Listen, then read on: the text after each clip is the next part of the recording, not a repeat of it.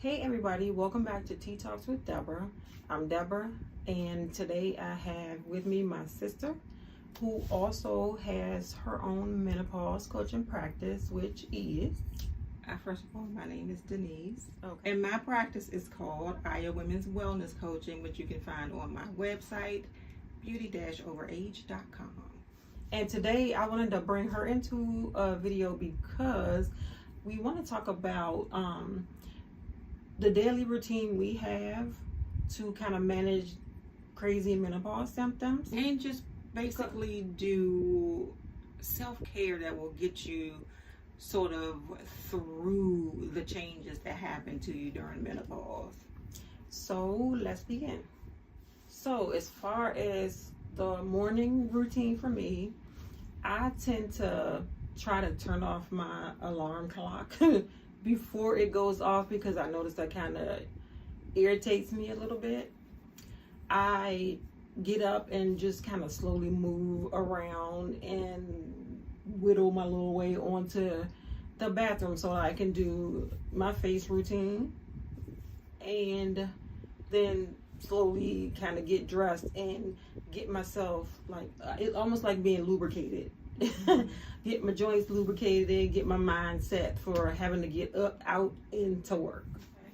So my routine is a little bit different than hers. She'll do her shower in the evening as her wind down, whereas I'll do mine as a wake me up for the next morning. And I just recently started making sure that I was doing things for my skin as well when I was in the shower. So we'll do the sort of double cleanse with the antibacterial, and I learned this from the girls on TikTok. The cleanse with the antibacterial and then a moisturizing body wash. Then I usually put, because my skin is very dry, my legs can get very flaky, so I'll use the Johnson's oil gel and then get out and put lotion on and go from there. And that definitely helps with and I'm believing it's like the estrogen level drops. It can affect your skin. Like we said on the last video, your skin can dry up to nothing. Like I have the worst alligator legs now. I feel like they look like old lady legs. So that's a big help to have a skincare routine too. I have flakes on my legs if they are not moisturized that will fly through the air. And I'll let you when we get to the evening wind down, I'll let you know what I do as far as my skin, because I'm itching and everything. But needless to say, moving on, I noticed that when I rush through my morning routine, I tend to feel a little bit unsettled, which makes me moody, and the beginning of my day is chaotic. So it's super important for me to kind of ease myself into my morning. It makes a world of difference especially when you have to be on the phone listening to people's problems all day. It makes a world of difference to start your morning off the right way. So you don't want to rush yourself. That like sets the tone for you feeling rushed for the rest of the day. And by the way, we are both nurses who work in women's health. OBGYN, we do a lot of triaging, and we definitely hear a lot of this about the menopause symptoms that people have and them not knowing what they can do to make it better. We've been doing this for years. Yeah. Okay, so as far as a midday routine, I absolutely have to have a warm drink. But when I get to work, sometimes I'll have some tea, but mostly I'll have coffee. I have my breakfast at work, so that way I don't feel so rushed or like I have to force myself to scarf down breakfast like before I get there, even though sometimes I do. But I do have to have that warm drink because not only do I feel like it settles me down a little bit, I think I'm addicted to the thought that caffeine is going to help keep me a little grounded during the day. Also, I noticed that I have to get up and kind of stand up. I might walk around our clinic a little bit, because if I sit too long, the joints, they get stiff, they start to hurt, and you feel like you just can't stand up straight immediately because we're on the phone. So you feel like you just can't stand up immediately. So you ease yourself up and walk around, and again, kind of lubricate them joints. So for me, I start to notice somewhere around 11 o'clock that I start to go on the wind down, which can also, it also can sort of make me feel like I'm getting a little bit of the blues. And I feel like I mentioned this in one of my videos as well, but on my live, I kind of feel like I'm getting the blues somewhere around 11 o'clock. So that, like you said, getting up and walking around. But then also at lunchtime, I notice if I can go outside and like walk to get something to eat, I have more energy in the afternoon. Yeah. Let me too apologize that I keep doing this. That probably will irritate the heck out of some people, but I just got my hair retwisted yesterday, and it's acting like it wants to be separate from the rest of my body right now. Mm-hmm. So you might still see me like doing this. Sometimes things can be a little bit overwhelming in the morning because of the type of work that we do. Sometimes you have to get out of the office. Even if you go and sit in your car, you have to get out of the office, change your scenery for your lunch hour, and go back. If you have time to just sit and sort of meditate, that is even better. Yeah, we almost made it to the park one lunchtime, so we don't typically get to have lunch together, but we did that one day, and I so bad wanted to, like, we ran out to get lunch. I so bad wanted to park at the park and just sit and eat lunch, but it was like we had to wait for lunch so long. Yeah, we ran out of time. But that is definitely a pickup. Yeah, because it was beautiful and sunny that day. Mm-hmm. Yeah, but even doing that sort of gave you that little oomph that you needed for the rest of the afternoon. Also, one of the things that I feel like I have to do at work is to not let the little things bug the heck out of me. So we work in a very high stress environment.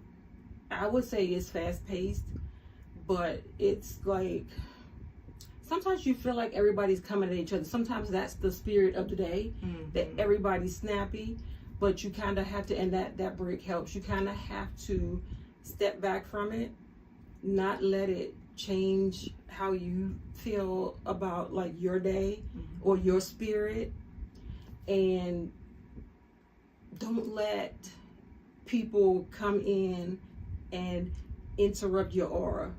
Well, that's one of the things about menopause. You get to the point where you say, I'm not taking the BS off of other people. It might make you snap. That may be one of the times that you need to remove yourself from the situation. Step outside for a few minutes, take some deep breaths, and come back. Yeah, I would definitely say menopause is definitely when you get to that grown woman vibe. Because you are definitely like, I do not have time for the crap. Like, if you come at me, you're going to get the same energy you came at me with. Like, so sometimes I do have to reel it in a little bit. But yeah, I'm not taking that from you anymore because you just done it for way too long and I'm done. So I would just say keep an eye on that. Like how you respond to people. You can be professional and cut them to the quick. You can definitely be professional and just cut it off. And then they just sit there and look, or they walk out and whatever. They do whatever, but don't take it. Don't take the crap. The evening routine. In general, the first thing I get done when I get home in the evening is a shower. For some reason, and I don't know why I don't do something different when I get home, but for some reason, that is what starts the process of my body winding down and relaxing so that I can get to sleep at night. So my shower routine is going to change. Because of the TikTok girlies. Yeah, it's gonna change. But the biggest thing for me with menopause is that super dry alligator skin that I was talking about. Mm-hmm. So what I do now on the advice of my esthetician is to use glycerin. So as soon as you get out of the bath, like you can pat yourself dry. I mix my glycerin with jojoba oil. And I use grapeseed oil. And I think, but I have two oils. I think it's jojoba and either sweet almond or grapeseed oil. That combination, when you wake up in the morning, your skin is and you, yes, you feel the moisture. I think that is because glycerin sort of holds the moisture in, and jojoba is similar to the sebum in our own skin. Yes. And that is why that combination is A1. But you can also, once you put that in and let it kind of marinate for a little bit, you can use your favorite body lotion on top of that for the extra moisture. But I usually don't in the evening. Sometimes in the morning I might, like especially on my arms and little raggedy elbows. So I will do that.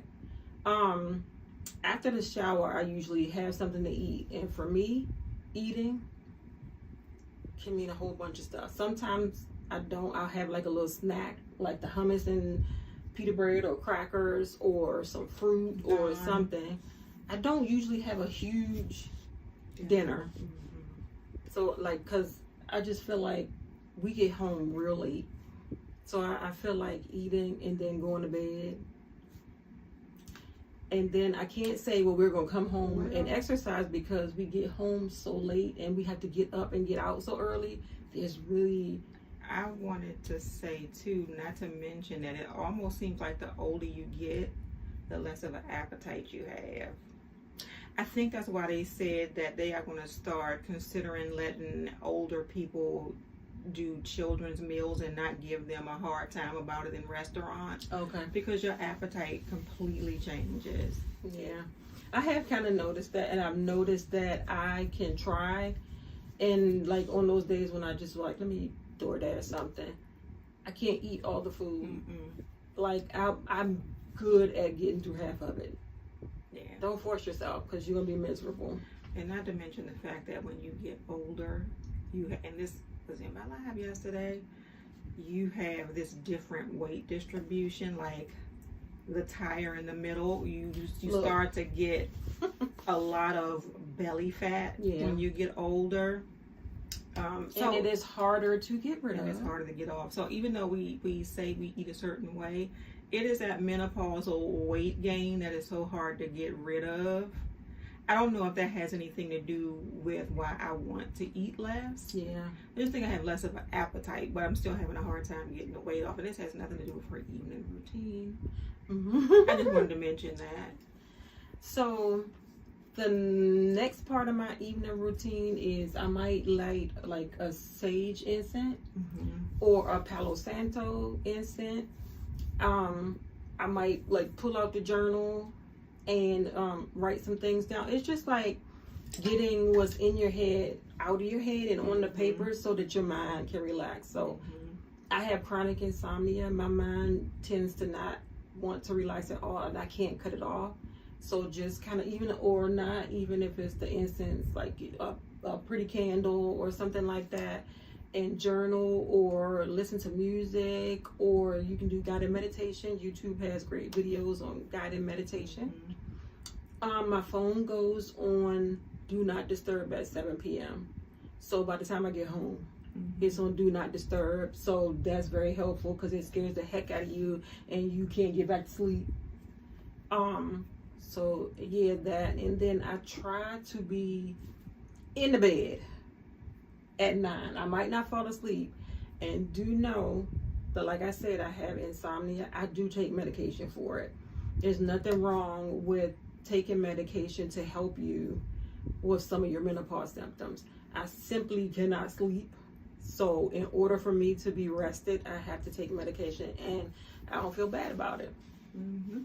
So my evening routine is sometimes I'll do a shower if I'm feeling particularly filthy that day. Overwhelmed. I'll take a shower with mental dirt. But most of the time I just come home and change. I'll come into this room where we are now, and I'll either read, or I'll sit at my computer. I'll light my candles, do my incense. I'll turn on that app that who's it called? Great Meditations, something like that on YouTube. My absolute favorite guided meditations. I'll put that on and sit there and meditate. Most of those meditations are like 10 minutes. So anybody can do 10 minutes worth of meditation. So I'll do those. I'm a little bit more of the tarot and oracle than she is. So I may read like my oracle cards and see where I am, and that is how I like to wind down. I'm like her. Sometimes it'll be a small meal. It can be a bowl of cereal and I'll be happy. What they call it? That's the girly dinner or whatever they call cereal. Yeah. But yeah, it'll be something light for dinner or some leftovers or something. And I don't get into bed at 9 o'clock because I don't want to. Usually it'll be like somewhere around 10 o'clock or 10:30. The biggest tip though, I think I have for like your evening wind down is to not bring all of the stress from your work day home. That is going to block all your goodness and rest and winding down for the day, because that's one of those things that are going to be in your head and you're going to ruminate and you just can't get it out of your head, which means it's going to interrupt your sleep. So leave that crap outside your door. Yeah, I agree with the meditation to get it out. Meditate. I agree with what she said about the journaling to get it out of your head. I don't do that nearly as much as I should. Or the meditation. They have meditation for different things.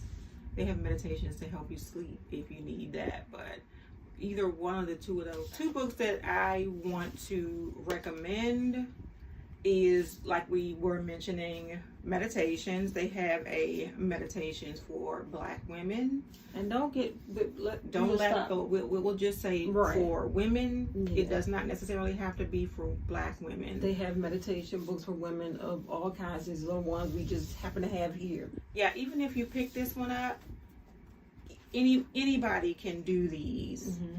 And I like this book because, first of all, it's small. If you want to take this with you and do your meditation at lunchtime, drop it in your work bag. I'm gonna mention it. Okay.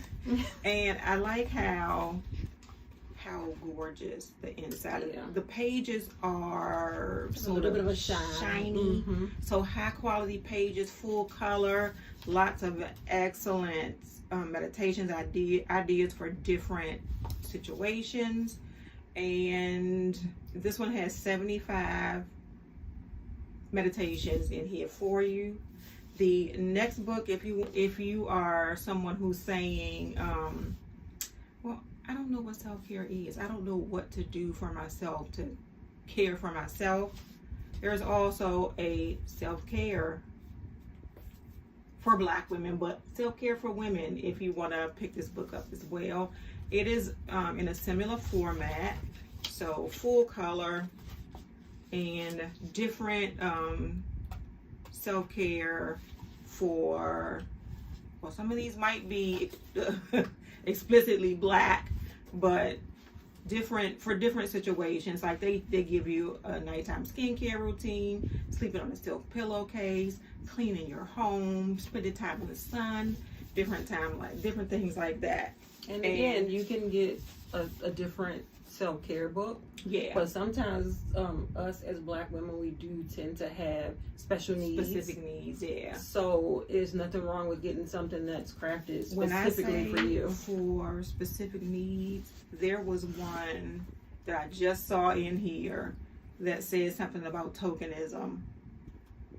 Don't be the token Black person. Hey, there is even one that says let go of imposter syndrome, cut off emotionally immature people.